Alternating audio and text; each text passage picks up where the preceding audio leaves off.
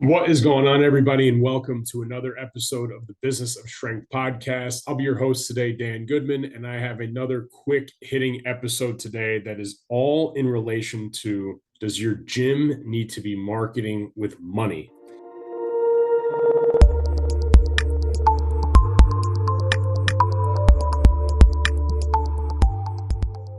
This is something that came up in real time.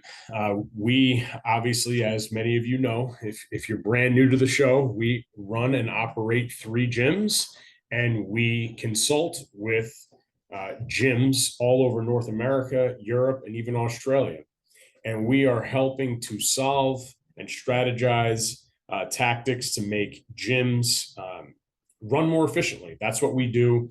And we are in the trenches amongst everybody else trying to solve problems and win the day every single day and make sure that there is a healthy amount of tension to continue to move not only our gyms forward, but the gyms forward that are in our mastermind group. And for the listeners here, right? We put a lot of thought and time into creating these episodes for free to make sure that our listeners are getting a tremendous amount of value so that maybe one day you want to come to an event and you keep getting value from us. So this came from a conversation with a great gym owner. And she's in year 3. She bought a business, has had a lot of momentum, has a crew, a staff, has some long time team members in the gym, meaning like clients. And in this year, towards the back half of the year, the conversation has been, am I ready to start paying an agency to assist with automations and paid advertising? And what does that look like? And we broke it down. And there's a lot of people that listen to this, and you might be a personal trainer in a bigger gym, and this might apply to you. But here's the thing, and this is how I always frame it for people. At a certain point, you are going to have to pay for advertising. That is no doubt about it. And we always bring up the old days of Varsity House, 2006 to 2010, 11, 12, even up until 2014. We as a business did not pay for marketing, at least digitally. That was then. This is now. Things do change. But what we paid with was time. We were everywhere. We tabled at every event we went to. We said yes to every invitation. We were at football games literally every Friday, every fall. We were at a basketball game every week. We were at baseball and softball games every single week. We hosted free clinics, free camps. We did any health fair we were at, 5Ks we were at. We did free speaking engagements wherever we could get them. And we did that for years. And then we would do the paid books and we would flyer towns, and we did old school things. And we still utilize a lot of those tactics today. But we were marketing with time. In our business, we are selling time for money. So we were paying for it even then. So it's a mind frame that you have to have. Today in our businesses with 3 gyms, we market with time and money. And there's a simple reason why. We want to continue to grow. We want to continue to make a bigger impact and dent in our community. We want to be able to have the cash position to be able to open another facility to keep growing our team and giving our team more opportunities at success. And there's something called the attrition monster that will come for all businesses, whether you are a startup business, whether you're a business with 100 clients and 5 years in, whether you have 200 clients and you're 10 years in. Attrition is a real thing. And right now, industry standards are for personal training gym is about 6%. So let's just say you're better than industry standard and you're at 4% and you've got 100 clients. That means that we are going to lose 4 clients a month. 4 times 12 is 48. That's a lot of clients to replenish in your gym if you're just trying to maintain status quo. And excuse me, somebody might say, hey, but Dan, we get so many referrals. Okay, well, how many? We get so many people that pause. This is a snowbird gym. We get a lot of people to come back. Okay, well, how many? And in the past year, we've layered in expectations for how many we should be looking to obtain in terms of referrals and reactivations. And that number is 20% for referrals and roughly 10% for reactivations. And reactivations, just to clarify, we do not count people that are on like a 2 or 4 week pause, or people that are going on a vacation. We know they're coming back, or they're injured. They got surgery on their meniscus and they put a 4-week pause, but they're set to reactivate on a certain day. These are people that left, are not responding, have not paid in months, right? We're expecting that we can reactivate 10% of those people. So if we take our number of 100, we expect 20% of our membership to refer. We expect 10% of our total membership to reactivate. That is a 30% combined number. So we can expect that we are going to have, what is that? 30 members, right? 30% of 100 is 30 people. So for the year, if we did nothing in terms of paid advertising, we went to no events, we did very minimal in terms of internal ascension or, running more than bring a friends and things like that, we can expect that we are going to lose 18 people. We lost 48 to attrition, and that's with a 4% attrition rate, saying that your training is amazing, the relationships in your gym are amazing, it's you and one other full-time coach, so you really know everybody's needs, wants, and desires as it pertains to training. You know their families, you know where they're at. You are going to lose 18 people from today until next year. I'm filming this on my dad's birthday, November 1st. So November 1st, 2025, if you do nothing different, you're going to be at a net loss of 18 people. And when I was having this conversation with this gym owner, I was like, holy shit. Okay, yeah, I understand. And she does better than 20% on referrals and 10% on reactivations because she is paying for marketing with time. There's an event on her schedule every single month. It's a dynamic, fun place to train. They are documenting social proof and pulling some of the levers like email and social media, but it's to a certain point, right? It's to a certain point. It is hard to outpace one person leaving your gym every week. So she made the decision that, hey, it's time to start paying with automations and some paid advertising. And it does not just have to be on a Facebook or Meta or Instagram. It could be on Google. The paid advertising could be we've done in local Facebook groups, we've done paid and promoted posts. It could be PR with a local newspaper or magazine that is very well read with a strong offer and QR code. It could be mailers. It's just support, right? It is supporting the awareness of what you're already doing. And when you look at what the cost is going to be, okay, let's just say, for instance, you wanted to, you're looking for a budget. A frame of reference that you'll see if you Google it, or you ask other industry experts, like, what should you be reapplying towards, or what should you be reallocating of your revenue to marketing?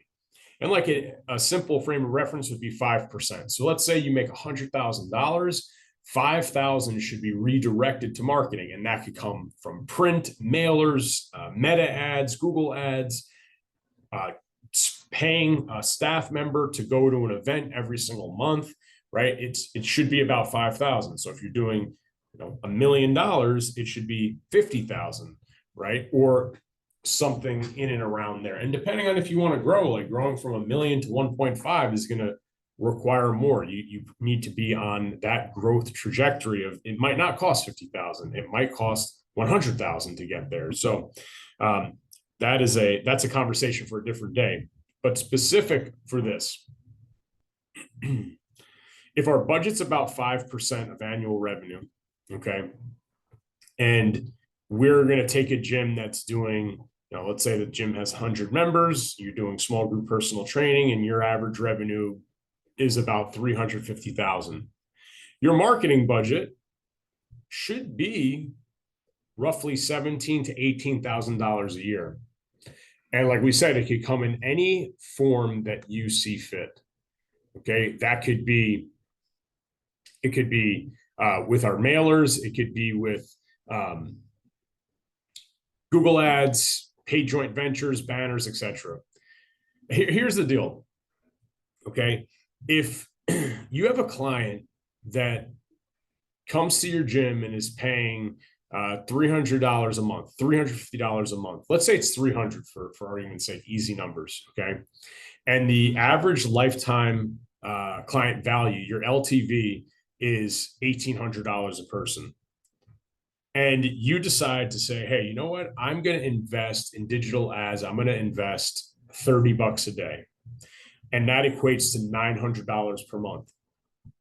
If that gets you, say, one lead a day, right? And those leads, you nurture those leads that you get 4 or 5 people actually on the phone or into consults or some type of a trial, and you sell 2 of them. Your $900 investment flipped to $3,600 over a 6-month period. That investment, that's time well spent. Even if you got one person to buy, that's time well spent, right? You doubled your investment. Now somebody might say, well, I have to pay an ads manager $5,000, $6,000, $7,000. Okay. Well, even if you did that, okay, and you're breaking even, if you're a business that's never done digital ads before, I would love to see the statistics that you have in your first 6 months of running digital ads. You are brand new to marketplace. There are far less people that know you locally than you think. If you're in a market that has 100,000 people and you only have 100 members, if you start spending some money digitally, you are going to get better lead flow. You are going to get better lead conversion. And if you have somebody that is experienced managing these lead channels, you are going to get high quality leads. If you call them once, you call them 3 days after you get them, you don't nurture them, you can't expect anything. But if you are quick to respond, if you are nurturing leads, if you are following up a multitude of times, like 5, 6, 7, 8 times in the first week with automations and actual real calls and touch points, you are going to convert more than one person a month if you are spending $30 a day. Here's another point. This is a way, if you're utilizing digital ads and it's pushing to a CRM, you now own these contacts on Instagram, Facebook, YouTube subscribers. It's great to get attention there, but you don't own any of that information. So every month that we are marketing, we can see our email list growing month over month over month over month. And you will see people that have been on our list, in our case, for years that have never purchased, but we've been nurturing them with valuable content, opportunities, offers, social proof, charitable events, and just really low barrier ways for us to build trust, right? And them to they end up knowing us through our emails. And even if they don't read them all, they will see the subject titles. They see we are top of mind by it saying Varsity House Gym in their email box. We are diligent with posting on social media every day organically and sending at least 3 emails of value a week to our list. And we get to nurture these digital leads through that list. Okay. Here's the deal. Advertising is an expense, but it should be thought of as an investment in the long-term continued success of your gym. For a long time, I was very worried about advertising with dollars because sometimes you don't see the immediate return on investment. But the math is simple, right? If we had somebody managing our ads at $500 and we spent $900, that's $1,400. It yielded 2 members that equated to $3,600. One of those members might turn into somebody that never leaves. I was just going over real-time statistics. Last year, our Black Friday numbers on how many people actually redeemed in Ridgewood. We had 8 people redeem their first session in Ridgewood. We had 4 people become members. This is a year ago now. 3 of them are still there. So yeah, the front end offer was very inexpensive. We did spend money on advertising, but we got 3 clients that have been there for 1 year, right? The average price per client over there is $400 per month. So, I mean, the ROI is there.